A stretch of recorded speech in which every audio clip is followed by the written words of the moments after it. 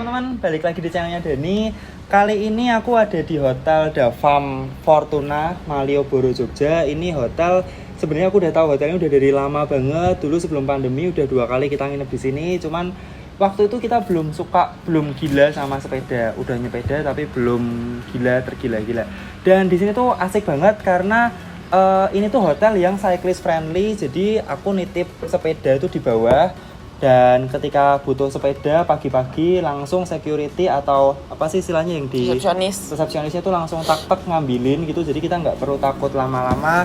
Terus ketika aku butuh ngecas power meter baterai habis, mereka dengan senantiasa langsung bantu. Intinya tak banget.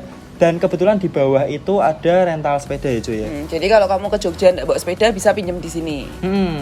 Ya ini menurutku rekomen kalau kalian mau nginep di Jogja apalagi buat cyclist. Dan di segmen kali ini aku mau ngajak Bojo Galak dan teman-teman mau buat bikin mini podcast atau bincang-bincang ringan seputar Yogyakarta. Jadi ini tuh kita kali keberapa ya kita nginep di Jogja untuk sepedaan? 3 atau 4 kali ya. Ya seperti yang teman-teman tahu kan di Jogja tuh banyak banget tujuan untuk nyepeda. Bahkan kita aja belum semuanya kita samperin kan. Masih banyak tempat-tempat yang ya next time lah kita bakal ke sana. Nah, kali ini kita cuma membahas tempat-tempat yang udah kita datengin karena kemarin waktu aku posting soal Obelix Hill, terus waktu kita posting tentang Suroloyo, Kelangon dan lain-lain itu tuh banyak banget pertanyaan-pertanyaan yang gimana tuh rasanya karena pada penasaran kan. Sedangkan untuk naik-naik ke tempat kayak gitu tuh bojoku nggak bisa full megang satu tangan karena itu kenapa ya kita saksiin aja sampai selesai. Oke, jadi pertama banget kita ke Jogja itu kita pergi ke Tugu Roket diajak sama Mas Doni ya. Jadi kita waktu itu spontan, kita iseng-iseng aja chat beliau, janjian H-min berapa dan beliau dengan ramahnya mau nemenin kita bareng sama waktu itu Dewi Rapapa, Mas Teddy, Mas Kobo, siapa lagi ya? Mas Gilang. Waktu itu banyak sih teman-teman banyak sih. Dan Tugu Roket itu asik banget sih, gila banget. Itu di puncaknya cuma ada tugu yang berbentuk roket dan tugunya itu pun udah nggak berbentuk sebenarnya. Bukan, jadi aku bingung kenapa dinamain Tugu Roket. Ternyata memang ada ikonik kecil, roket kecil gitu loh di puncaknya kita, di dekat warung yang kita tuju sih sebenarnya waktu itu. Jadi yang tanya Tugu Roket itu apa, itu sebenarnya itu bunker Merapi. Jadi itu di situ tuh nanti kalau lurus lagi tuh katanya base campnya pendakian Gunung Merapi. Cuman karena udah bertahun-tahun Merapi erupsi terus jadi ditutup untuk umum, nggak boleh naik gitu. Mungkin buat teman-teman yang biar kita nggak terlalu pembicaranya nggak terlalu ngeberanjang Jo, karena teman-teman agak bingung nih. Jadi untuk alur gowes di Jogja itu salah satunya adalah kalau kita cari tanjakan kita bisa ke lereng Merapi. Jadi ke tebing-tebing, bukan tebing sih ya, ke lereng kaki Gunung Merapi itu ada banyak banget. Yang kita pertama kali gowes kita ke Tugu Roket. Yang kedua lagi-lagi ditemenin sama rombongan Dewi Rapapa, tapi Teddy. Kali ini Mas Teddy yang inisiatornya kita ke Kelangon. Nah, Kelangon itu sama di lereng Gunung Merapi juga. Kelangon juga lereng Gunung Merapi dan Kelangon itu menurutku tempat nomor 1 yang harus kalian tuju ke Jogja karena di situ tuh kayak kalau boleh bilang tuh kayak naik gajinya para pesepeda di Jogja. Bayangin kita weekend itu kita start kita udah nyusul puluhan atau puluhan sampai ratusan orang dan di atas juga. Nggak cuman road bike teman-teman, jadi MTB, Sally, bahkan ada fat bike Jo, yang bannya gede itu loh. Oh, enggak tahu. Nah itu juga naik dan di atas itu kita sampai itu sudah ada puluhan bahkan ratusan pesepeda juga lagi foto-foto dengan catatan yang kita ketika weekend, ketika minggu ya. Nah ketika udah ngopi-ngopi, kita ngeteh-ngeteh makan mie, pas turun tuh masih banyak puluhan pesepeda yang lagi naik. Cuman ini menurutku ya ini kalau Kelangon itu effortnya istilahnya tingkat kesulitannya cukup sulit. Nah kalau sebelum ke Kelangon kalian tidak bisa nanjak-nanjak itu disarankan pergi ke Lost World dulu karena itu bawahnya Kelangon. Itu juga tebing dari Merapi. Selain Lost World ada juga Kaliurang, Tugu Kaliurang, Tugu Udang. Tapi kita langsung lompat ke Kelangon. Katanya Bojo Galak cari yang paling berat. Waktu itu kita tanya sama Mas Teddy, enaknya kemana ya Mas?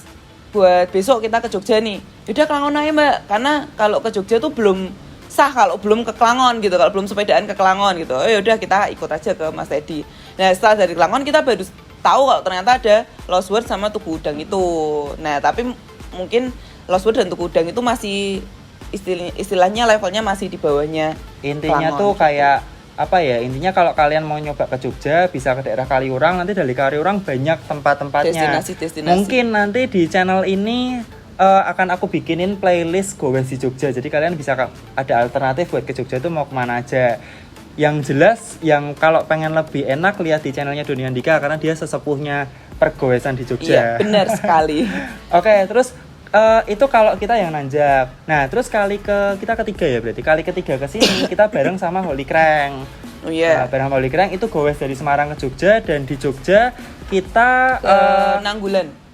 bentar, kita minta tolong sama Demak Ijo. Oh iya, waktu itu RC-nya Mas Kuroko iki, pesepeda Jogja pasti kenal. Jadi kalau kalian mau ke Jogja dan bingung nggak ada teman, kalian bisa pakai jasa dari Demak Ijo atau cyclist grabber Mas Reza, Mas Petra, karena dia bisa nyediain one stop solution buat kalian semua, mulai dari road captain, Marshall, sweeper, fotografer. Oh iya, fotografer dan videografer. Iya, dan fotonya itu enggak main-main, itu bagus banget karena kita udah punya juga fotonya beberapa.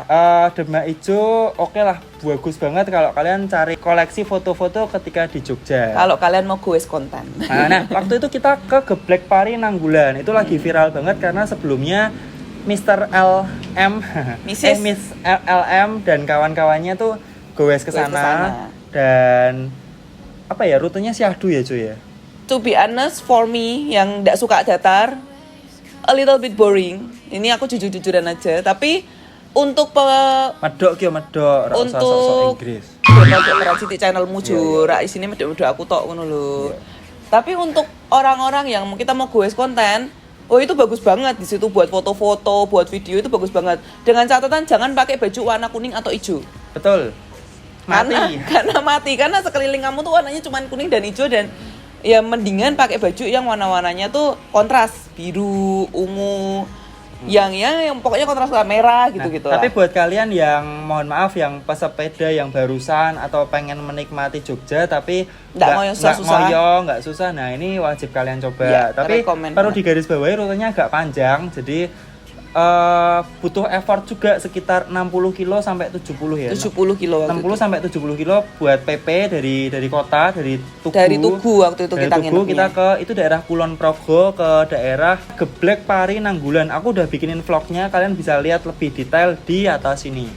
Terus habis itu tuh bagusnya tuh ada kayak bendungan atau kanal apa sih istilahnya ya. Nah, itu kalau manggil Demak Ijo itu oke banget karena mereka udah tahu spot-spot gimana foto-fotonya di situ gitu loh, karena mereka udah spesialis fotografer kan. Itu nggak harus grouping sih, kalian kalau mau personal atau cuman kayak aku sama Bojo suami istri itu juga bisa banget. Atau mau ajak teman-teman juga bisa banget. Oke, itu kalau rute flat syahdu.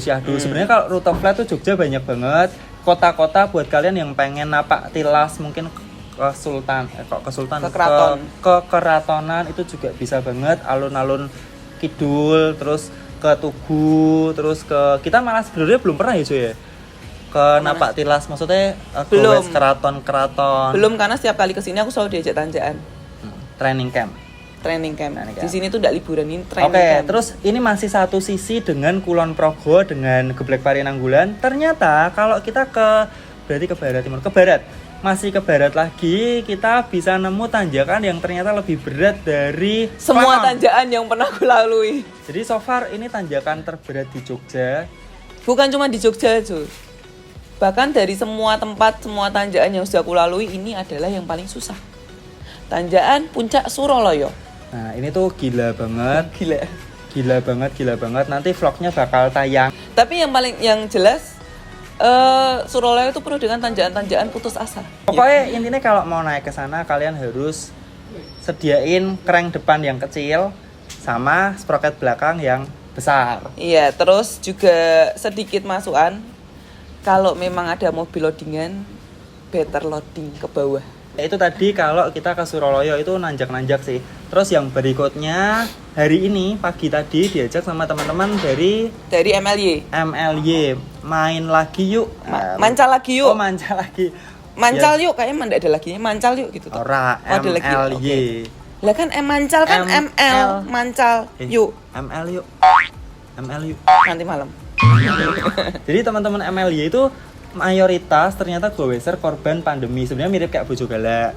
Jadi mereka gowes baru sekitar setelah pandemi, setelah Mei. Nah, cuman kayak tadi tuh aku cukup emes karena mereka kuat-kuat dan mereka timnya tuh ada, maksudnya walaupun penghobi tapi ada coachnya secara profesional. Mereka punya coach. Dan dilatih untuk bener-bener nggak sekedar sepedaan tuh buat hobi. Jadi bener-bener buat improve, buat performance. Kayak tadi tuh kita tes rute apa jenenge Ju? Macan Pantai. Macan Pantainya Rabu Brutal. Kalau pesepeda pasti tahu ya. Kalau di Jogja tuh ada Rabu Brutal yang ugal-ugalan itu. Dan tadi kita coba rutenya dan aku cukup shock sebenarnya karena waktu Rabu Brutal sebelumnya tuh aku sempat nonton.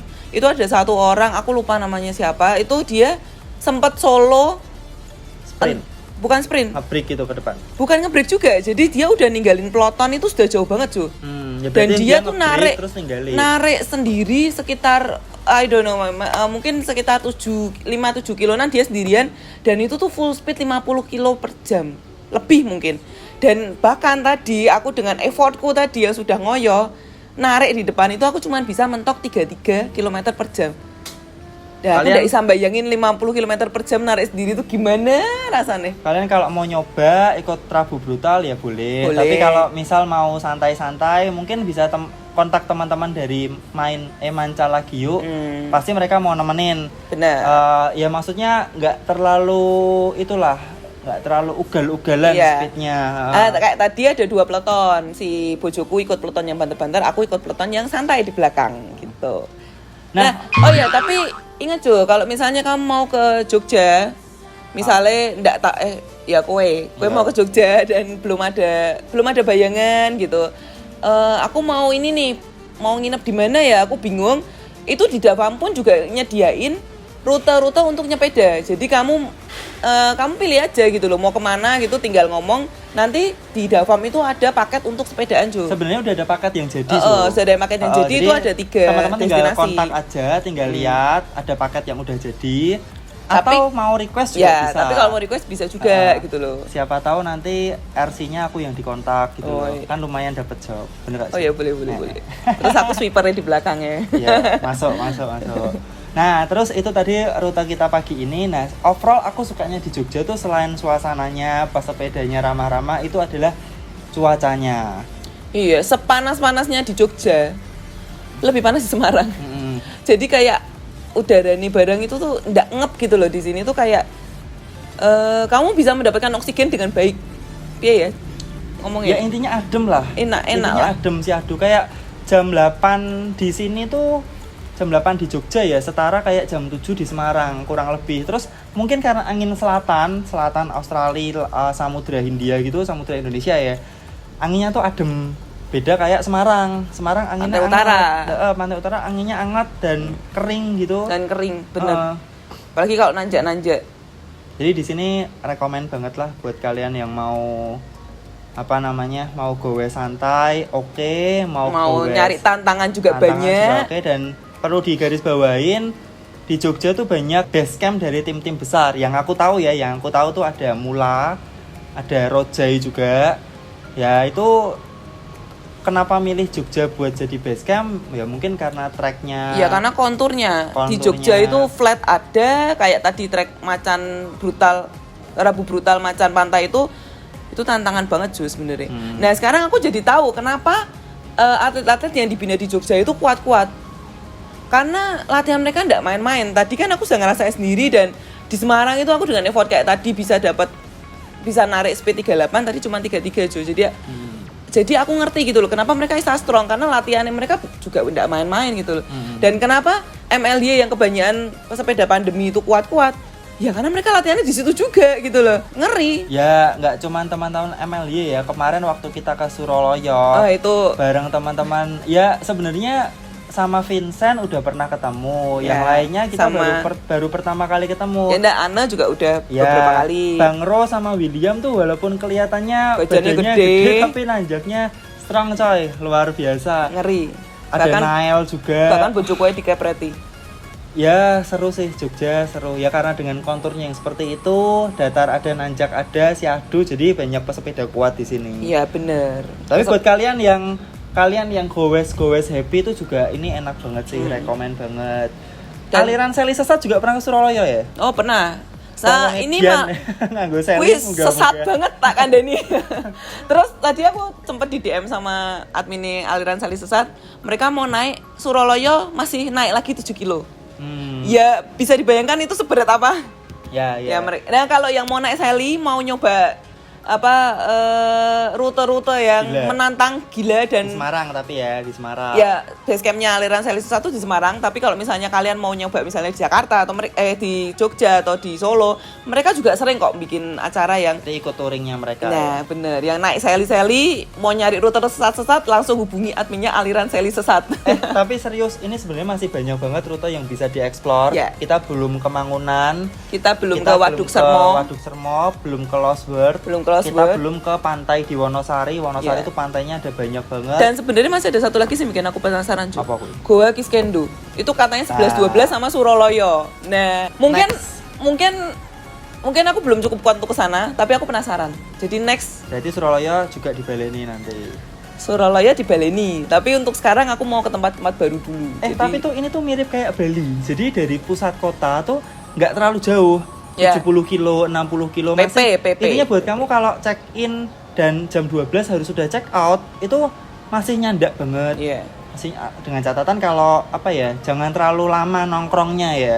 Itu masih nyandak mau ke utara, selatan, timur, barat tuh masih oke. Ya banget. tapi kamu better minta let check out sih biar ndak kesusu-susu juga, bisa menikmati sepedaanmu gitu. Nah aku sih tadi aku sudah tanya di Davam, aku tadi minta let check out bisa sampai gitu. jam 1 coy. Jam 1. Lumayan lah kita Lumayan pulang lah sejam. jam 12 masih bisa mandi-mandi, istirahat Bersih-bersih, sebentar, istirahat packing langsung Ciao. check out terus cabut. Tapi kalau misal pun kamu ndak nyanda untuk jam check out, bisa kok itu dari sebelumnya di packing dulu, nanti ngomong aja ke resepsionis, Mbak nanti kalau waktunya check out saya nitip dulu barangnya, bisa. Oke teman-teman, jadi sebenarnya masih banyak tempat di Jogja yang bakal kita explore, tapi kali ini cukup sampai di sini dulu.